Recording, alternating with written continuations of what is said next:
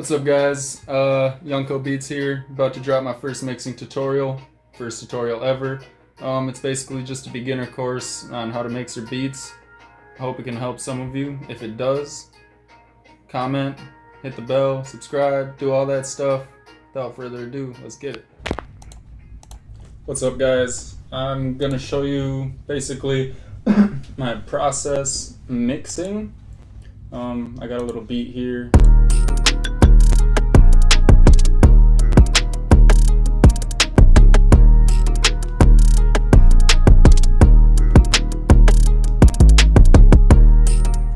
So that's what we're going to be working with. I guess I'll just get right in and start. This is our main melody. Got a little reverb on it. I'm not going to get into all the things you could do to get your sound, but here I just cut out a little bit of lows. I didn't want to cut out too many, obviously, because there are good tonations down here, but we don't want it to be muddy and clash with the bass. So what I'll do next is I'll raise. I usually use number 6 or 4 because they're in good areas to manipulate. And I'll go through and I'll sweep for resonant frequencies.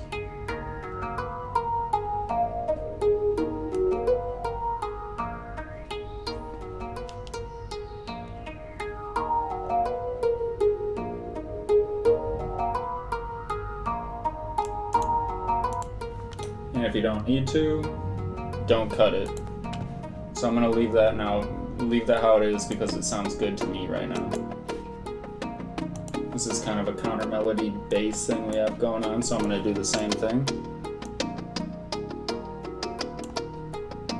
Generally, you'd want to cut frequencies before you boost any.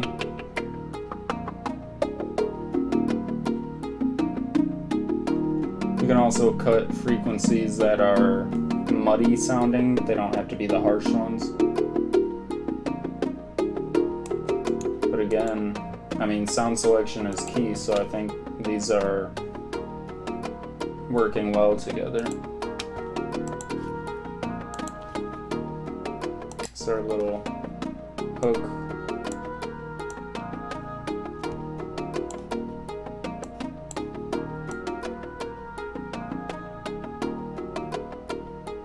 You want to cut as much as you can without disrupting tone.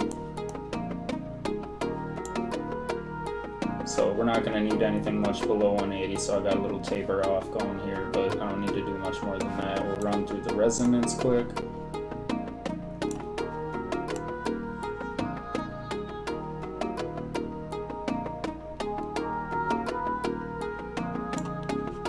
Again, sound selection is key. I'm not going to have to do much with this at all. But that's the basic process. Once you would find a resonant frequency, for example, you'll go through and find it. Let's say we'd want to cut here. You'll find that, and then you just cut it until it starts to sound or sit in the mix a little bit better. But like I said, that seems to be okay. So we're going to leave it. Next we got this snare.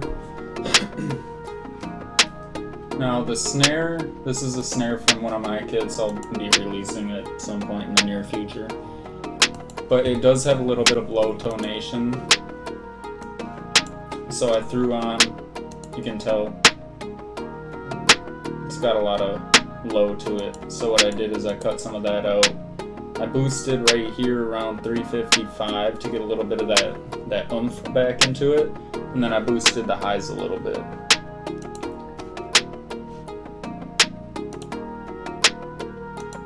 And then I threw the soft clipper on because without those, I have it riding up a little high. I wanted to cut just a little bit to get that snap when you're making trap music. It's all up to you. Little rim shot. This is also one of my sounds. I haven't manipulated this at all, but we'll get to it. Notice I haven't messed with the faders yet. You want to do as much as you can with your, I guess, your channel volume, and then, you know, I also have things panned a certain way. That's all up to you. Like, this is about 18 to the left. It's just about creating separation so it widens the mix and everything can sit together better. That way you also won't have to have things as loud clashing with each other. Back to the snare. I'm gonna get the same preset that I use. I always use this add snap because it works very well. I shouldn't say all the time because sometimes you'll have to manipulate it in a different way, but for these sounds I've noticed they work really well. I'm gonna mute this and see where I was because I've already mixed this with my ear, so I can use visual cues now. I'm at about -220, so put that back on. -220, it's up to 0.77, so I gotta go down about 3. Should put it right around where it was before. That's good. And I don't need soft clipper on there because it's not cutting. You want to leave some of the dynamics to the sounds. It's very important. I did put a clipper on this already just so it wasn't blowing the hell out of my speakers, but I'm going to turn that off before I get this mix in. Notice how it is clipping a little bit. I haven't done much to it. I don't even think. Sometimes, depending on what key I'm in, what notes I'm using, I'll have to boost the volume a little bit right here in the wrench tool. That sort of acts as a preamp in a way without too much distortion. So I'll go in here, and a lot of people like to use Fruity EQ too. Sometimes I do too, and that doesn't sound terrible. But what we're gonna try, since I do have a lot of low tonation here that doesn't seem to be conflicting with anything, I think I can get a much more,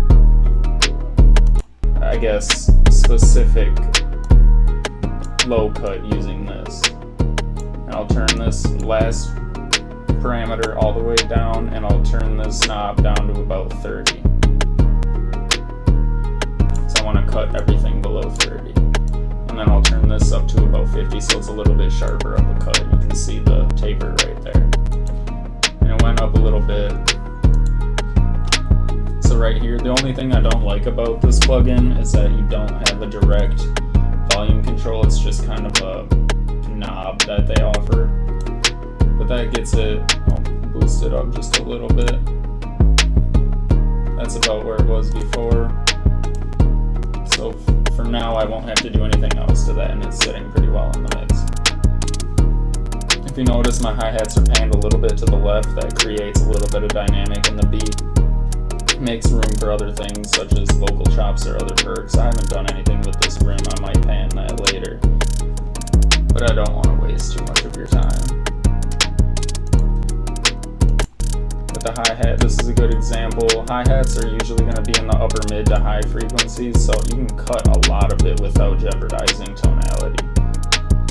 This one, I do like the way it snaps a little bit in the lower end though. It sits nicely with the snare, so I'll usually cut it using the number 1 band. I'll go up to about 1,000.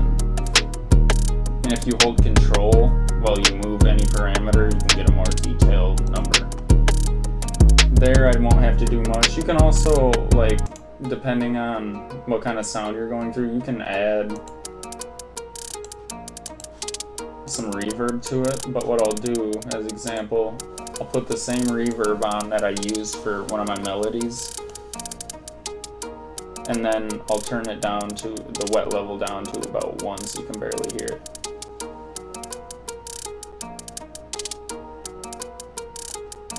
But it just takes up a little bit of space and it sounds good.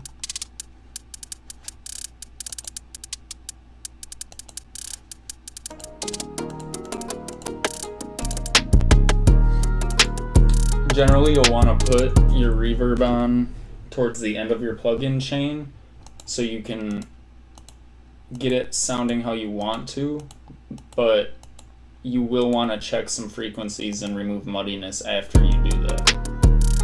That's at least how I like to work. I used to put the reverb right away at the beginning, but then everything, all of the frequencies are manipulated in a different way when you start putting parameter EQs on and compressors and things like that, so you gotta be careful. So with this kick, for example, I did boost it a little bit here in the wrench tool because I wanted to get it as close to clipping as I could without driving it overboard. Like, it's not really clipping, but I'll put a soft clipper on just to be sure. This kick is so clean I don't have to do any EQing to it per se. It's from the Somatics Cobra pack and I really like it. So I'm gonna leave that for now.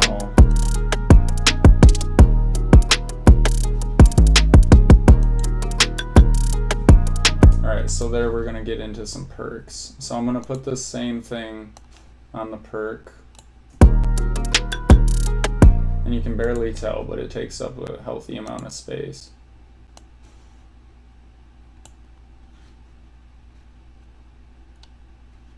And it's sitting right and around the same frequency bands as the hi-hat was, so I'm not going to do anything as of right now regarding that. I'm going to move forward in the mix.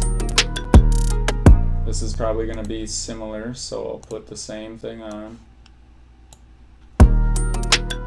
This I can even cut higher, so I'll go to about 2000.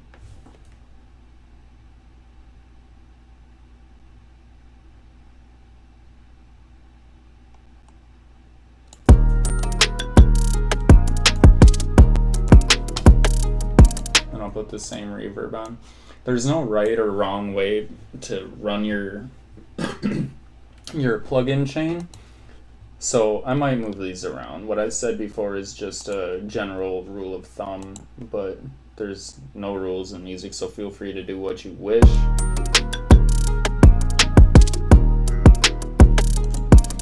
So that has some low frequencies. I'll probably want to cut some of these. And as you go through and do these things, you're going to want to do what's called gain staging. This is what I did on this snare. See how I move this down about -7 decibels? That's because it was real high in the mix, and I didn't want to do all that with limiting. So you'll get a much cleaner mix if you do what's called gain staging. Within the plugin, you will raise or lower the decibel volume as you go. So it's not basically getting out of whack, for lack of a better term.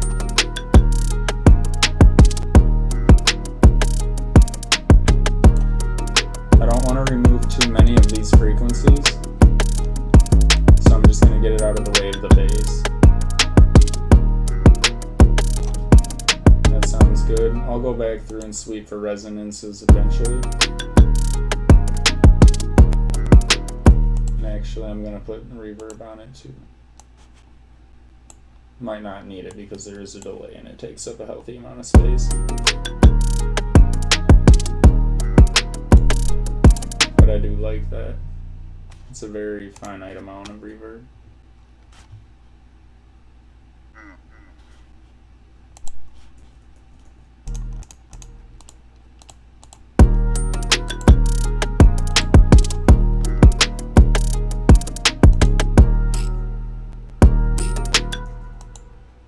Same thing here.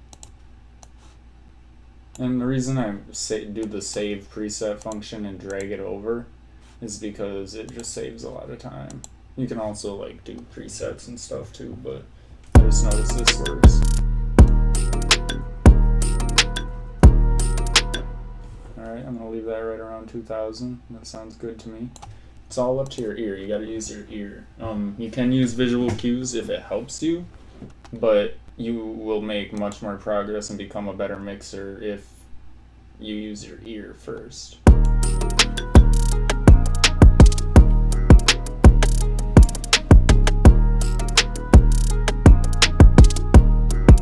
So for right now, the mix is sounding pretty good. These I don't need to sweep for resonant frequencies. I'm gonna, right here, you can either separate your stereo mix or merge it. For the bass, you'll want to go mono. You can also use Maximus, which isn't a bad way to do it either. Because with Maximus, then you can just do it with the low tones.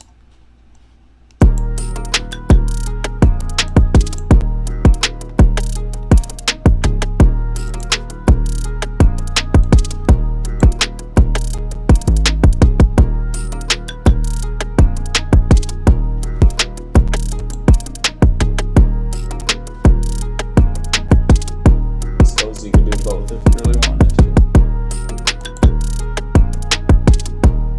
But this will do all the frequencies.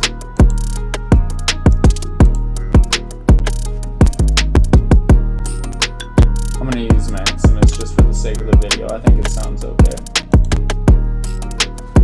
One reason I avoid Maximus is because just depending on the beat, different things. Sometimes it'll lower the volume too much and then you have to do extra things within the plugin to raise the volume, and I don't like to use the post gain or the pre gain too much in Maximus. I don't want to say distorts it, but it gives it a sound that I'm not fond of. So that sounds good. I guess before I forget, I'm going to jump right into this. So some people will use Fruity Limiter to do side chaining. I'm not a fan. I do use that sometimes. Sometimes I'll put it on the hi-hat so the kick punches through the hi-hats. Depends obviously on what kind of sound you want. But I'm going to use Peak Controller. This is something I learned fairly recently and within the past few months. And I'm not going to touch it for now. But right here, I'm going to put a Fruity parameter, play the beat, and then I'm going to find the strongest frequency. It's usually between 60 and 100.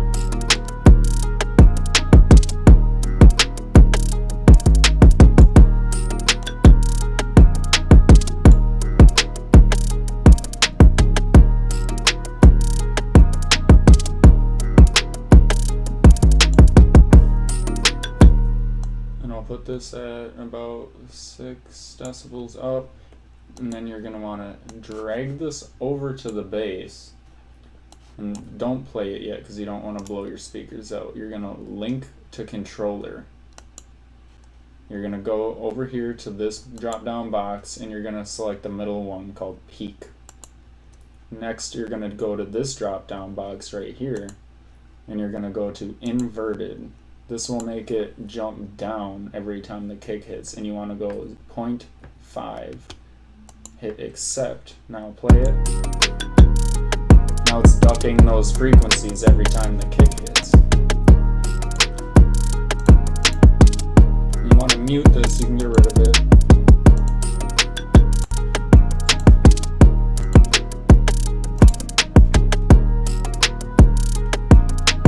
Now I'm going to detach this so I can look at it just to show you guys. This is the speed at which it rebounds. As you can see, doesn't need to be extraordinarily fast. You can reset it and watch it. I do want to speed it up a little bit. This is one place visual cues will help you quite a bit.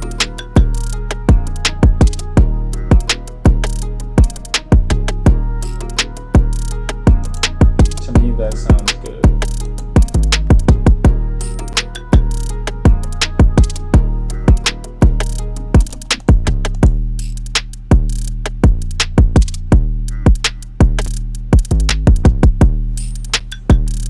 The drums are sounding pretty good. Don't ask me why, but I like to do my panning right here before it gets to the mixer. I just think that's better, and then I like to do as much possible within the channel rack as I can before I start touching knobs and sliders within the mixer.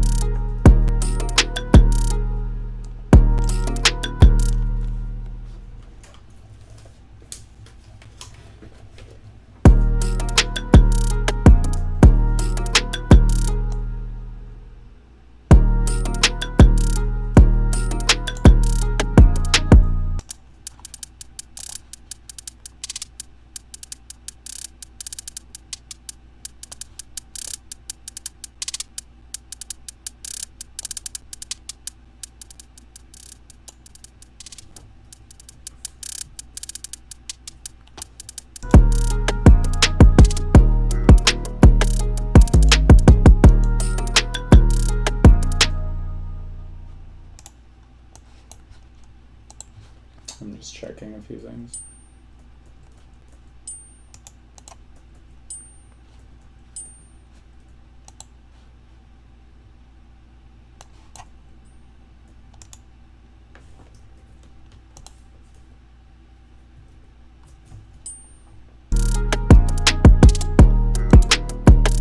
But really, I think we're done. You can go through and see what you need to do. I'm gonna put this reverb on the rim. I don't want to put it on the regular snare.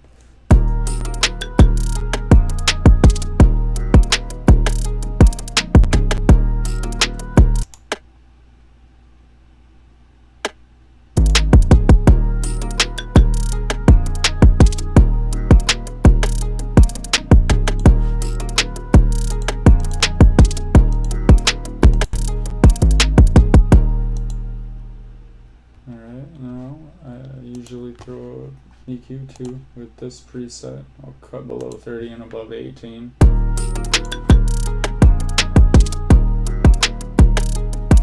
Got my Fruity Soft Clipper.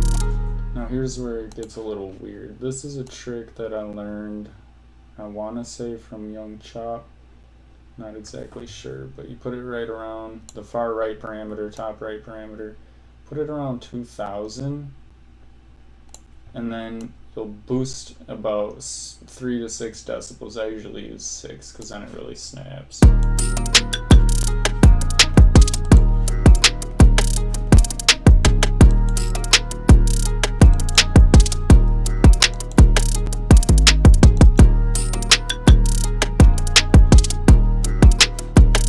Notice we're in the red here now though. So over here, which a lot of people don't know, this is your master, this is your current. So you can put plugins over here to turn the threshold all the way up, something I should have told you earlier. Now this is where export function will be.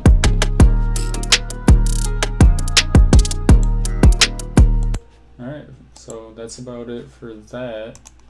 Split by channel. Run through it and organize it with you guys. What I'm doing now is I click this bottom one after I went to split by channel. Click the bottom one, hit shift, click the top one. Now everything is highlighted.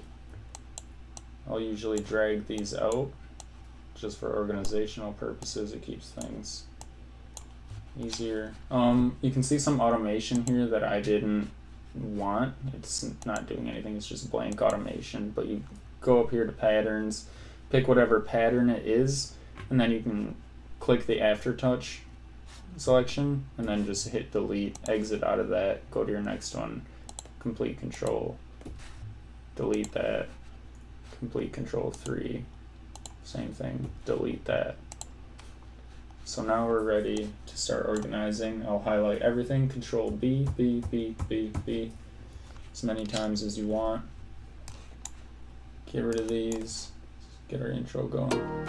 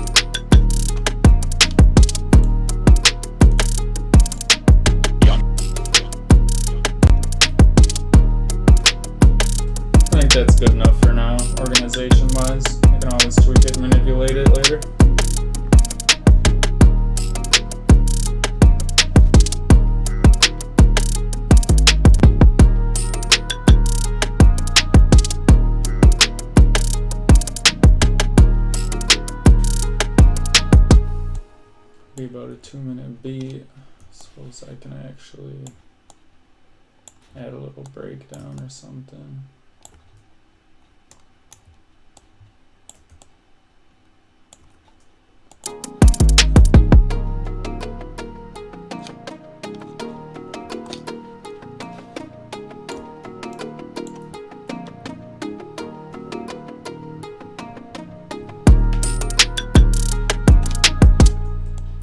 Bring that right back.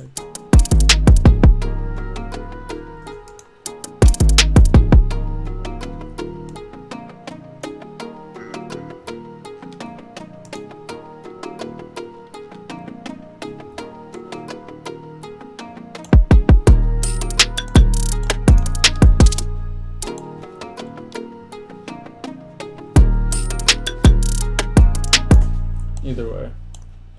You guys got the point. I hope to help some of you guys with your mixing. Like I said, this is just how I do it. There's not really any right or wrong way. You know, some professional mixers and engineers might be throwing their hands in the air and shaking their head watching this, but this works for me and people seem to enjoy my sound. Thank you. This is Young Cope Beats, and that's all.